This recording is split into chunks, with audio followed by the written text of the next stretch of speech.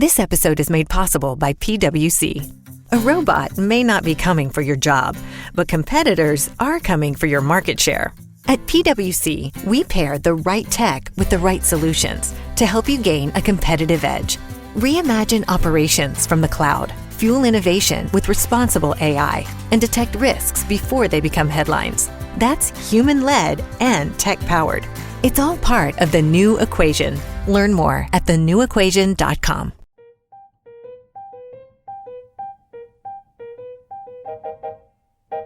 Hello, and welcome to Yeah, We Read It. I'm your host, Meggie. And I'm your other host, Laura. And today we will be tackling part 3 of the Uglies, Scott Westerfeld's first book in the Uglies trilogy. It is the last 100 pages of the book, and guys, a lot happens. A lot has happened. We left off, Special Circumstances has just arrived in the smoke.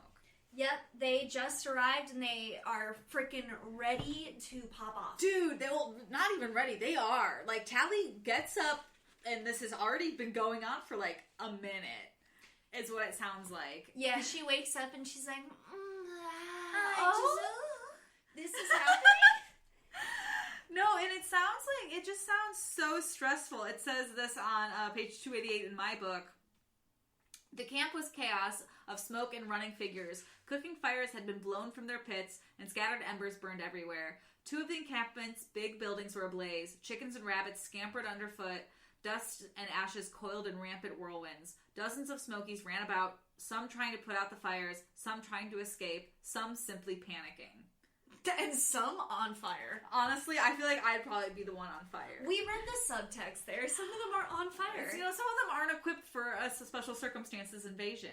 Exactly. But yeah, shit's going wild, and it's scary. And Tally's like, in my head, a little Baywatch run, being like, where do I hide? Really? You deduced her to a Baywatch run? No, but I think it was really funny to bring it up right now. And she hides near where the boss kind of is. Yeah, she's hiding. She's realizing, like, fuck, I didn't wear shoes today.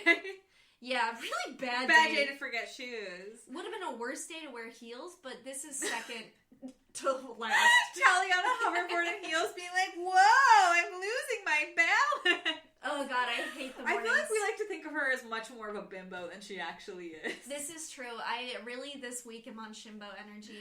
But anyway, so she's hiding, and the boss is actually hiding where she's been hiding. Yes. And he has his little duffel bag, and he's trying to save, like, important magazines and books because he doesn't want them to get destroyed. And that's why I was like, God, the boss is so pure. Yeah, so he's like, okay, one of us will take off with the magazines, one of us will distract, and then he's like, oh dear me, you're not wearing shoes. Yeah, and he has, like, a Tupperware container filled with, like, highly pigmented pepper flakes to, like, almost like a pepper spray made at home in a Tupperware container to throw at the special so the other person can get away. Yeah, it makes you cough a lot. Yeah. Like water ice, you know. It's pepper spray. Or mace or something like that. So Tally's like kind of like still trying to like gauge what's going on. Because she's like, yeah, of course I'll like do this with you. And then he's like, just kidding, you don't have shoes. You have to distract them. And Tally's like, I didn't even know what I was doing in the first place. And he just pushes her. He's like, go. And she's like, whoa. You're on stage. And she's like dealing with this special, not well. And she like gets some of the, like the pepper in her eye, some on the special. And then I think like another person comes and they like take her away. Yeah, because she's trying, oh, poor, God bless her. She's trying really hard not to cough, but she's like choking on the thing that she inhaled. And they hear her.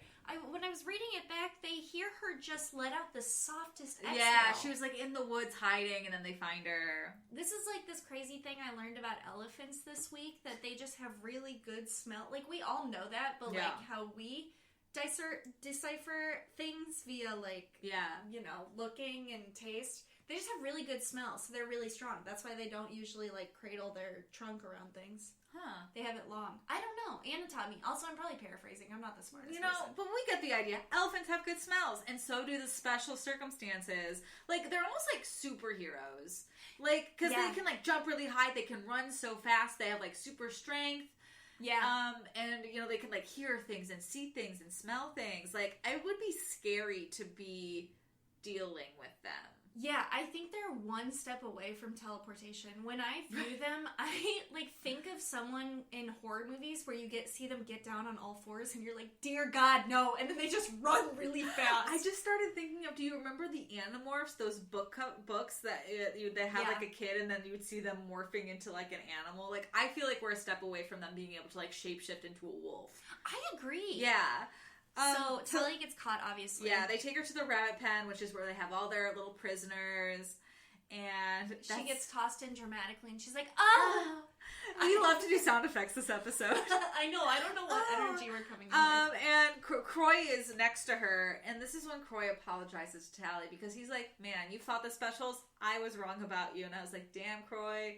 If only you knew that you were right this whole time. He was like, Tally, you're hardcore. Welcome to the club. And then they made a handshake right then and there. Yeah. And meanwhile, Shay is a little bit mad, but she's figured it out. Shay gets tossed in, and she knows exactly what's happened. And Shay is like the special that tosses her in, they're like, keep an eye on this one because, and they're like, does she have a weapon? And then they're like, no, she's just she'll fight back. She's being really difficult, but like her mouth is just bleeding.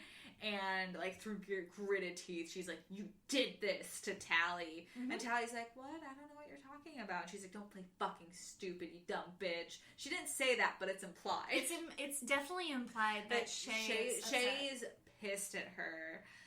And that's when Tally's, like, trying to deny it. And Croy's, like, being like, Shay, Tally did not do this. She was fighting the specials. She just came up with a handshake. She couldn't have. Yeah, and then that's when, like, another special goes over there. They're like, hey, you're Tally Youngblood? The person we hired to spy and infiltrate this entire thing? You come with us. And Tally's like, no, I don't want to. And they're like, come on, you know who you are. Come on. She's like...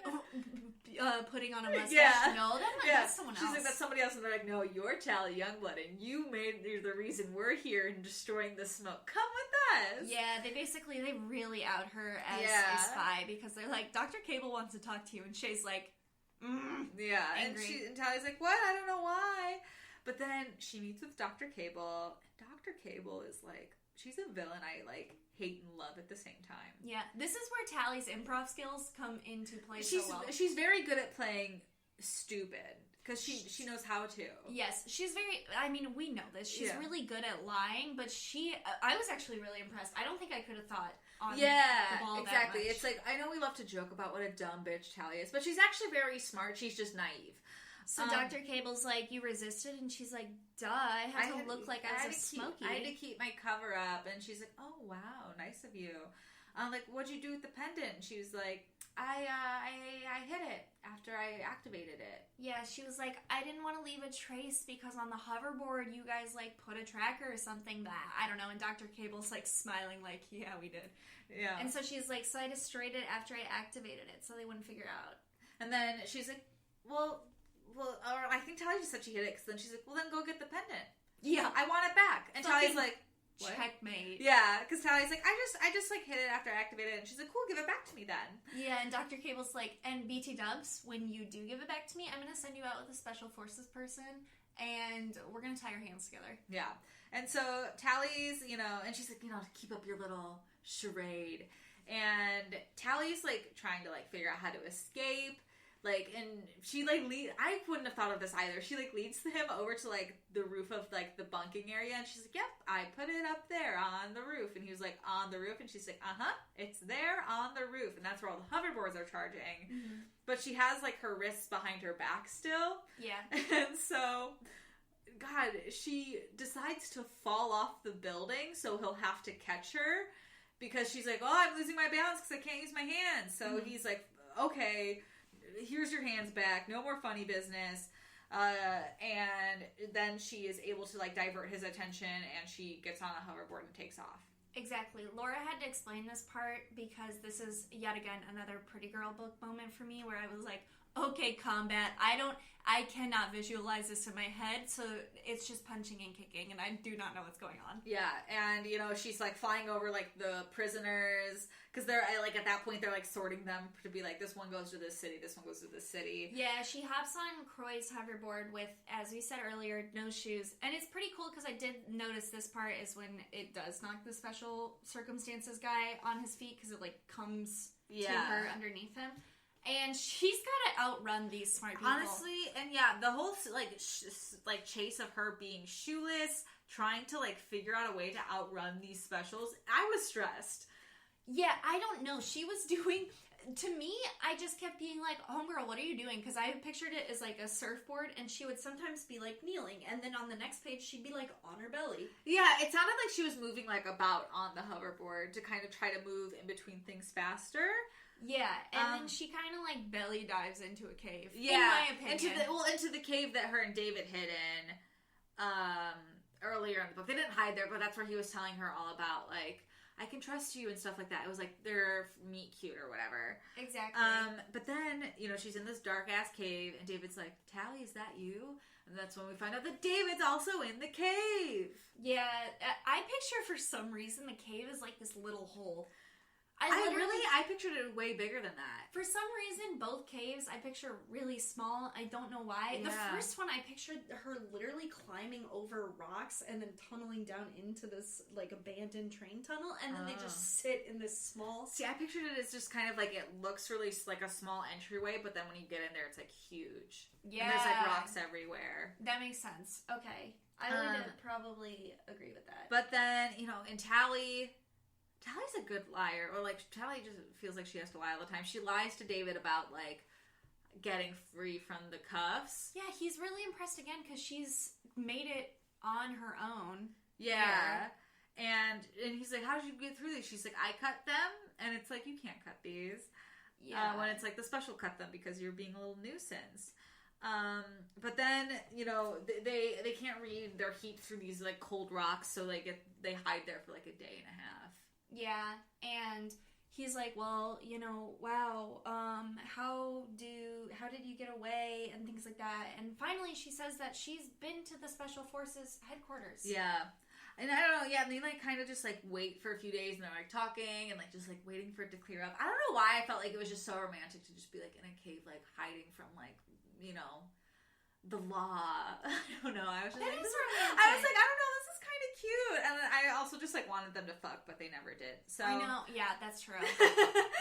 But yeah, so they finally, like, leave the cave after, like, a day and a half, and the smoke is a mess, obviously. Yeah. And she, like, sees this, and she's like, we have to go back. We have to save them. And David's like, wow, you're so brave. And she's like, well, actually, yeah, she's like, this is my fault. I did this. She doesn't say that right away. But first, like, they find that they've all left their shoes behind because Croy saw that she wasn't wearing them on the hoverboard. So, like, there's a sea of shoes for her to pick from.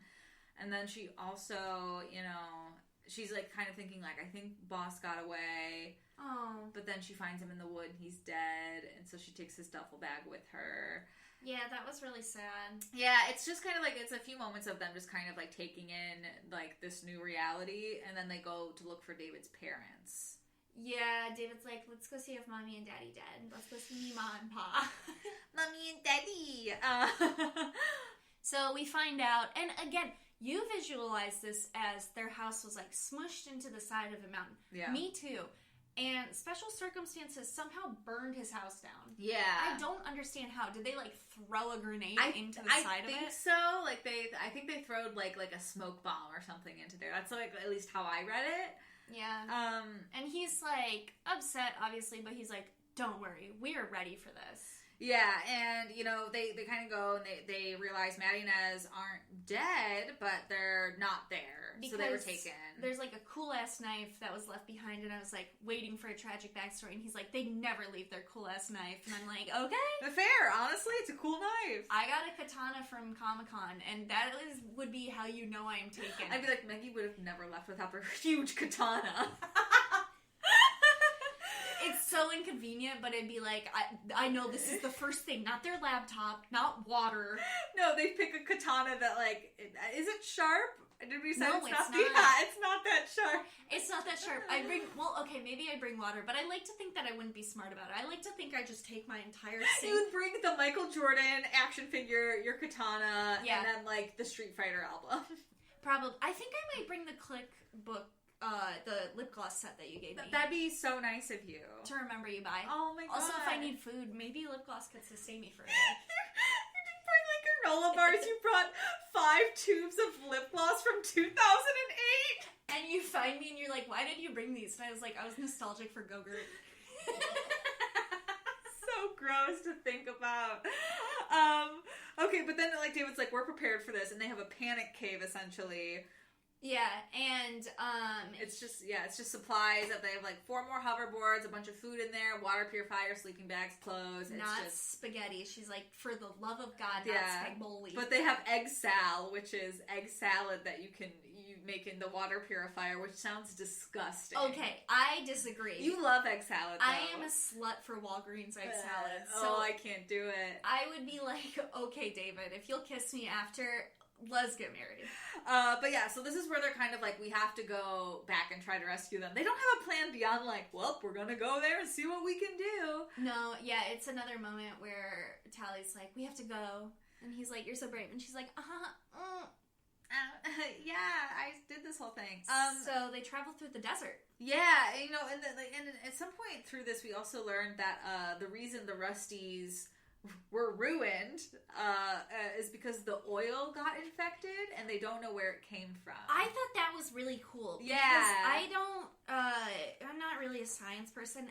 As I've said many times, I'm a pretty girl thing. I'm into pretty girl things like Gossip Girl, and this was really cool to me because I've never seen like an apocalyptic book do anything like this. Yeah. So they have oil got infected, and it's like this mold that got into the oil, and it changed the chemical composite of it. So every time it touched oxygen, it was like unstable. It would just explode. Yeah. Like it was just busted, and it's not everywhere. Planes, cars. And you said you're not a science person. I wrote that oil was exploding and busting and snot all over the little place, and everyone died. I just wrote down oil got infected. I think we should write history. We should write a history book. So save us for the apocalypse, because this is why we're important. This is why we're important. Like we're putting in our resume now, so when we audition to write the history book for the apocalypse, we're like first in line. Can you imagine we make a bunker and we're just like, hello, this is the podcast of... It's just like, we have like a wall of useful things, and we also have like the wall of just the katana and the old lip gloss, and it's just like just other random shit we would never need. That's a callback. I love the idea of us digesting science by being like, oh no, oh poor me, everyone is dead. But yeah, they kind of go through this, like they travel all over, and they're taking a really long way to get there because they want to be unassuming, that's the word I'm looking for. Yeah, and they kind of get backtracked because there's like some weather thing. Yeah, they like have to sit through a hurricane, which I was like, that's weird. And they start fighting a little bit. Like David storms out, and once we get over that, but it's just like, it's one of those things where it's like David's just stressed because his parents could be dead. Exactly. Again, weather kind of tune out because I'm like a designer bully, the New Girl book. And they get to the rusty ruins and are like, okay, so this is going to be our home now. And, okay, how close are the rusty ruins to New Pretty Town, do you think? I mean, I don't... Well, because they describe this even later in this book, that they're like, the rusty ruins are... It's like, it's a ruins that, like, used to hold millions of people. Mm-hmm. So I think, like, the outskirts of the ruins are probably pretty cause to New Pretty Town. But I think the entire, like, ruins... like, extend further beyond that. Because I would say, like, maybe, like, a couple hours by hoverboard. Maybe? In my mind, I pictured it, like, 40 minutes. Maybe 45. But it would have to be kind of far away, because they start kind of, like, establishing a little, like, click here. Yeah, well, and it's, like, because I remember the first part where her and Shay go to the ruins. Mm-hmm. It seems like it took them a while to get there, because they had to, like, go across the river, they had to walk for a while. Yeah. So, I don't know. That is a good question. Let me slide into Scott Westerfeld's DMs and be like, hey, quick geographic question. How far is Rusty Ruins from New Pretty Town? Here's the conflicting thing with Scott Westerfeld's online social media presence. Very confusing. 5,000 followers on Instagram. Okay, we could get him on the podcast, but 55,000 on Twitter. Maybe. Scott, be consistent with your behavior. Well, he's a writer. He's way better at writing things than he is at posting pictures, probably. You know what? That is true. So they're traveling along, and they get to the suburbs, and Tally's like, yay, finally I can show off that I know things that he doesn't. La, la, la. Yeah, she's got him there. He's like, welcome to my turf, bitch. Welcome to the OC. Yeah, that's exactly a quote from the book. Don't check us on that though. But we are going to confirm that is explicitly said in this book. That's not a bit. Wait, Meggie is also producing this. Could you imagine a Oh mirror by my mirror take of like Tally spitting on David like Luke does on Ryan in the OC? I haven't watched the OC. That's okay. That's okay. I'll live vicariously through you. So yeah, they're kind of going through. She leads him over to special circumstances, and she's like, "This is it." And okay, the James Bond theme music plays as they hack a plan. This is where not they hack. Well, I also have to kind of picture how the special circumstances is outlined right now, because it sounds like they're on it's like a tall grassy hill, and they're like at the top peering over, and down below is where the special circumstances is. It's like in the ground. That's how I saw it too. Okay, because they're like, we can't go there. So like their entire plan is to like propel themselves over the hill, like full speed on hoverboard, and then like fall down with the bungee jackets that we saw from the first party. I honestly, the hill one confused me because I thought it was up, and then I thought that they went down, and then when I was doing my notes, you know, just how I pictured it to be like the most straightforward. I was like, okay, they take off in the hoverboard and they just get as high as they can and then just jump off it and land in the middle of the roof.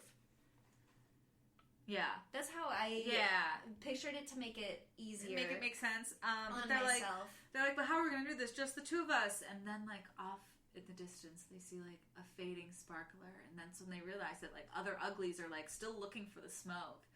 And then they meet these three uglies. Yeah.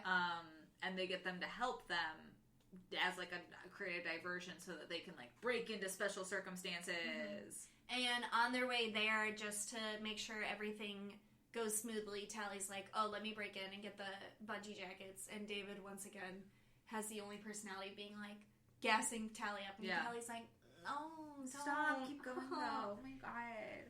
So they meet up with these three people in the woods, and pretty smart, they're like, oh my god, the smoke still exists, blah blah blah. And they're like, well, actually, we're like a little traveling circus right now, where we're kind of like hazing new members. And then David's like, no, you can just be in it. And Tally's like, so we're like hazing new members. No, that's not really what happened. I know. Like they're like, she's basically just like, they don't say the smoke is ruined, they just say like, no, they say that it is traveling. They're moving right now. Yeah. They don't say, but they don't say it's like, oh, it's ruined. No, they don't say it's ruined. Yeah. I'm so sorry. I spaced out for a second there. I love that. Thank you. No, I was saying that they... But they weren't taking new members. It's like she said that, and they're moving. They weren't taking new members. But it also, I did enjoy that Tally kind of at the top, it made it seem like a little bit of hazing, and David and then was she like, hands them a beer to shotgun, and she's like, do it in 10 seconds. Do it in 10 seconds if you want to be in the smoke. But they come up with like a whole idea. Once they see David, they're starstruck. They're like, we'll do anything for you, David. Yeah, and so like the day of, it's like they've gotten a bunch of their ugly friends to like be out and about. They set off like a fireworks that say the smoke lives. I thought that was cool. I thought that was really cool too. So then automatically, like, as they're near special circumstances, like 4 hover cars are immediately like, we need to go investigate this and, you know, crack down on these little uglies, being little bitch ass uglies. And that's when they propel themselves with the bungee jackets. Yeah, they're like hacker voice we're in. They jump off the hovercrafts, and there's 4 of them. So for their escape plan, they're like, we're gonna get on these 4 hovercrafts, and they land hoverboards. God, there's so many hovers. There's so many hovers. They're so hard. They're gonna land on these 4 hoverboards. We're sorry. There's too many hovers. We can't keep them track. And they land on the building, and they're like, okay, how are we going to get in? And they find this, like, dark, long, They find a dark, long shaft, and she honestly just trusts herself. She's like, trust the process. Trust the process? She loves The Bachelor, which still exists in this world. That also exists in this world. As well as Airbnbs. And she jumps into the shaft and like lands on the top of an elevator. Yeah, so that's when we realize it's an elevator shaft, which again, if we call back to our last episode of the Clicks season, where we just kept joking that Dylan was going to get pushed on an elevator shaft. She's also down there. They find Dylan's dead body. Who is this fat, bony skeleton down here? It's like, I don't know, but she has very broad bones. But yeah, kind of creepy. They like both go down this elevator shaft, and I'm like, I don't like this at all, because like being in an elevator shaft doesn't sound like something I would like to do.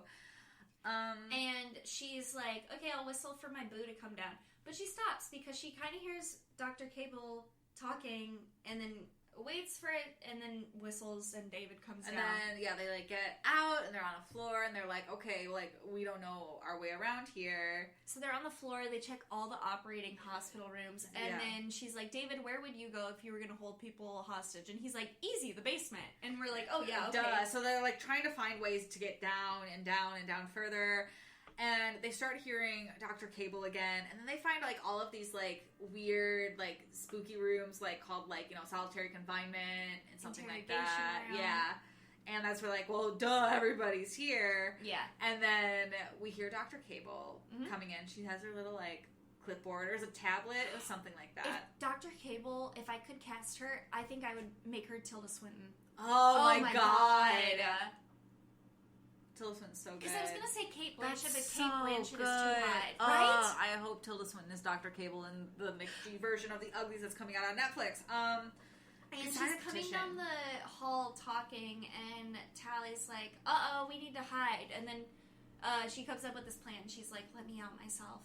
I want to be pretty. And then David hits Dr. Cable, knocks her out with, like, that power jack that he has. Yeah, like with the something. He just, like, hits it. The crowd goes wild. It's revealed. They're like, give her the chair! Tally and David are like, let's not save everybody. Let's fuck on Dr. Cable's body. And that's how book one ends. I wish! Thank you guys. Remember to rate the podcast. Remember that we will be writing the history book for the apocalypse when it happens. Thank you.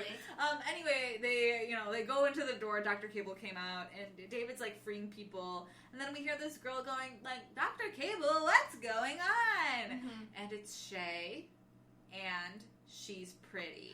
I love Pretty Shay. Yeah. I think she is so fun. I mean, that's the point. They're supposed to be.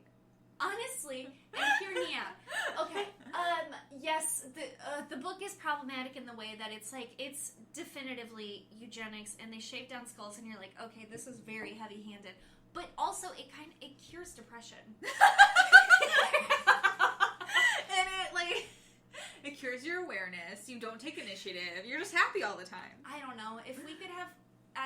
You know what? I'm just gonna skip this bit. We can keep it in here because I think it is wild to have the depression, and it is crazy. But Shay is a lot. Shay's done what Lexapro is trying to do for years.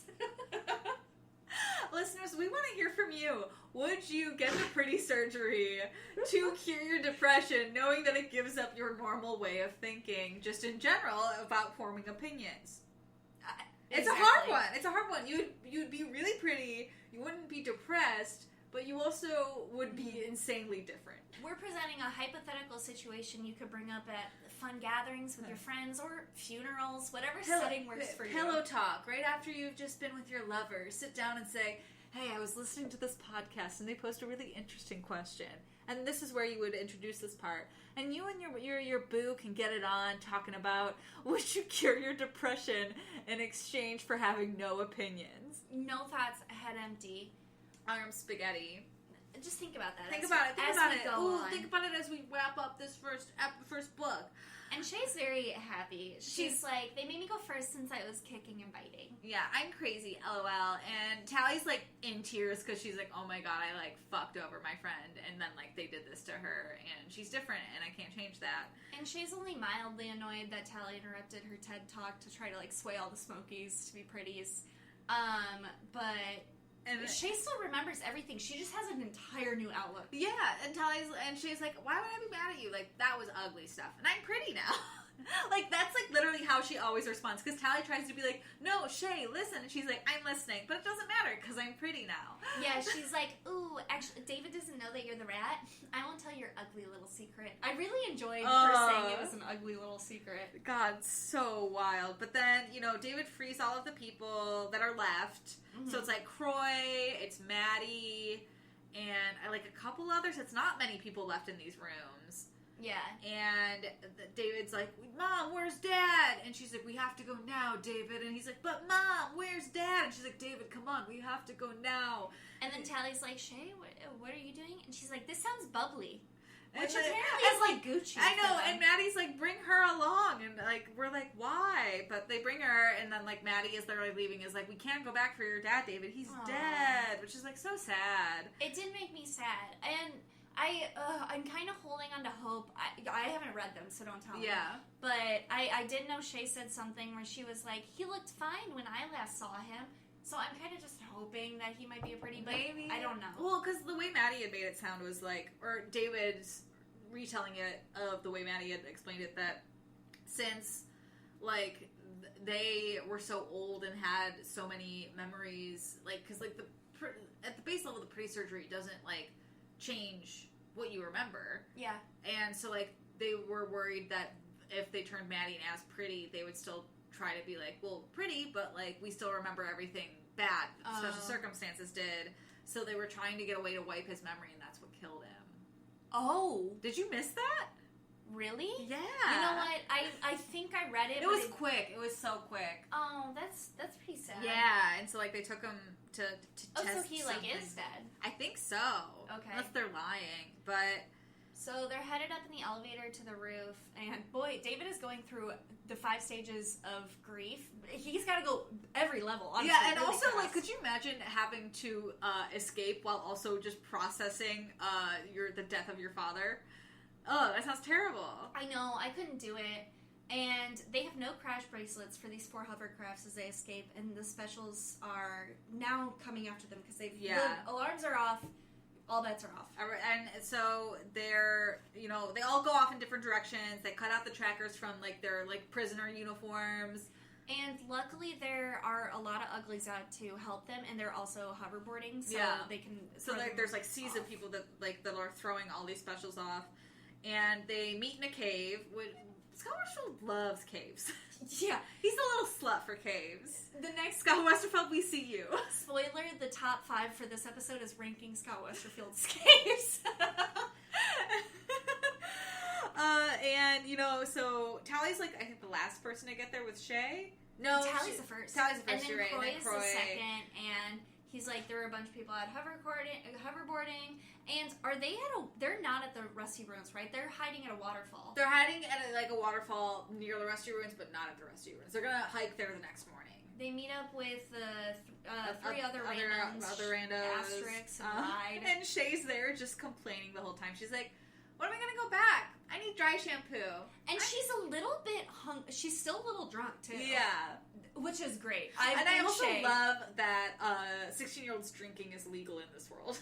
Yeah, there's a lot happening in Free Town. And so Shay's, like, complaining, but, like, not enough to, like, do anything about it. Like, Shay is not gonna change the circumstance. Like, at any point, Shay could get up and leave, but she refuses. All she's gonna do is just keep complaining. And I love that Croy and the other boy, I don't remember if it was Ride or Asterix, are just watching everything she's doing, mouth agape, just completely enthralled. Yeah, because they used to be, like, friends with her, so they're and like, now she's oh my hot. God. And then Maddie and David took their time because, mom and dad, or mom and son, they need a moment. Dad just died. But then, they're in the ruins, and we kind of cover, like, a few, like, weeks at a time, essentially, or a few days at a time. It takes approximately, I know they're there for sure for 20 days, because that's how long it takes Maddie. Yeah, so they're hiding out in the ruins, but as they're doing this, Maddie's trying to look for a way to break the lesions, get them out of people's heads. And more uglies are coming, and, all bets are off now. Maddie's like, we're going to tell every single person about this surgery, and if they believe it or not, that's up to them. Mm-hmm. And they're kind of talking about this impact about, like, some uglies, they don't believe it, but then some uglies are, like, going to New Pretty Town at night to see their old friends, to see if they are truly different. Yeah, word is spreading now. And a little bit prior to this, I wanted to prompt this. At the same time, Tally's kind of having an existential crisis on 384, where she says, which is worse? A friend with brain damage or one who despised you? And I was kind of curious to hear your thoughts on it. If your friend with brain damage had brain damage and was going to out you as, like, a traitor to everyone, would you rather them have brain damage? I mean, selfishly, I want to say yes, because I love gassing myself up as a bad boy, but I think I want to deal with the consequences. Yeah, I feel like if I wanted this person to forgive me, I'd rather them not have brain damage. Yes. But, like, in this specific situation, I feel like I prefer Shay despising me. Like, if I was Tally...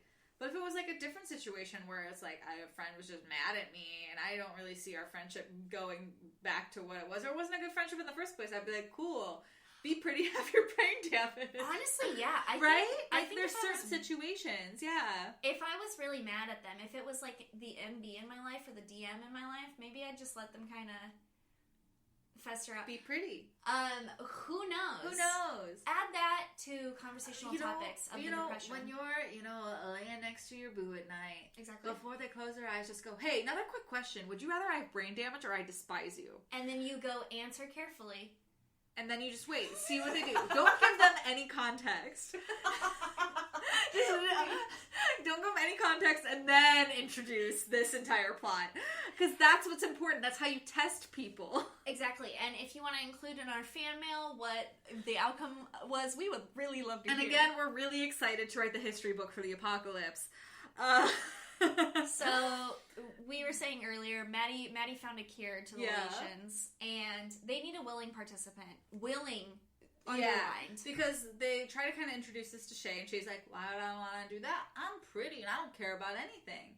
Mm-hmm. And Tally's just getting really upset because they just kind of she wants to, like, force Shay to take this medicine, and Maddie's like, no, we don't do that because that makes us as bad as them. Yes. Like, turning people pretty against their will and changing their brain against their will. Yeah, and Tally is like, Jesus, okay, I'll, like, begrudgingly become, like, really sexy, no thoughts MD. Yeah. Like, Shimbo status. And, like, in this, like, split moment, Tally confesses to David, and David's like, that's not true, and Tally's like, no, it is, and his mom was like, no, it is, and, like, David, has another thing to wrap his head around. Like, this, his dad is dead, his home is gone, and the girl he's falling in love with has betrayed his entire life. I could not forgive someone if my dad died because of them. You couldn't. And Tally, like, kind of wants to say goodbye to David, and Maddie's like, dude, no. Maddie keeps her shit together. Yeah. I would go off. She knew. Yeah. She owes Tally nothing. Yeah. And so Tally's like, okay, I'll be your participant. But David's, like, also sad because he doesn't want Tally to become pretty. So again, a lot going on for David. Truly poor David right now. I feel so bad for him. I don't feel bad for Tally at all because her new reality is just going to be sexy and take pills every day, which that's what I do every day. But I feel bad for David. I don't feel bad for Tally. I feel bad for David. I just want to get my sexy and take pills every day joke in there. Okay. Thank you. You're welcome. Do you want to take it back and I'll laugh this time? No. I was testing out your honest reaction. I'll just I was too involved in this book. Okay, take pills and be sexy. I'm gonna cross that joke off. Laura will introduce another plot point after you say it.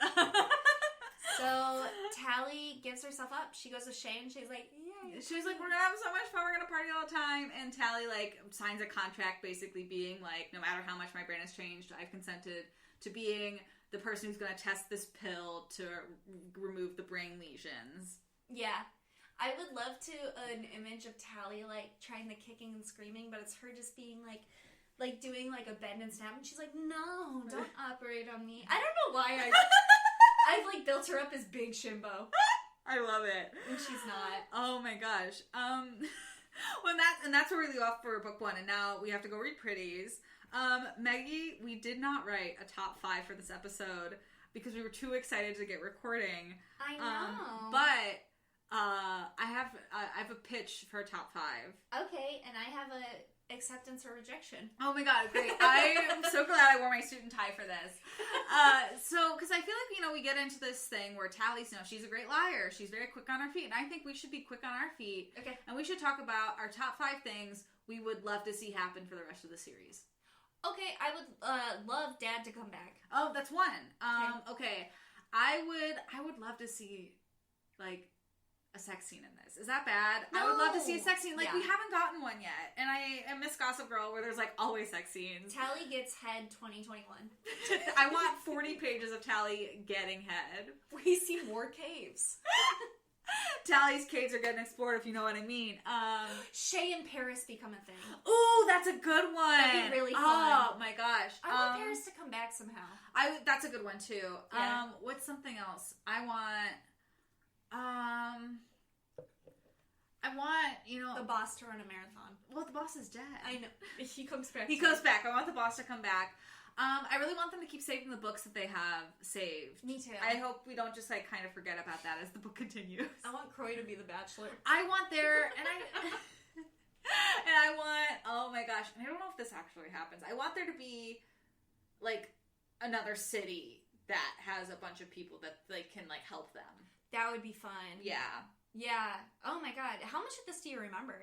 I remember things as we're reading it. I remember Pretty's. I remembered she becomes pretty. Mm-hmm. I remembered the cave scene really well. Because I remember thinking it was so romantic then, and I still kind of think it was romantic now.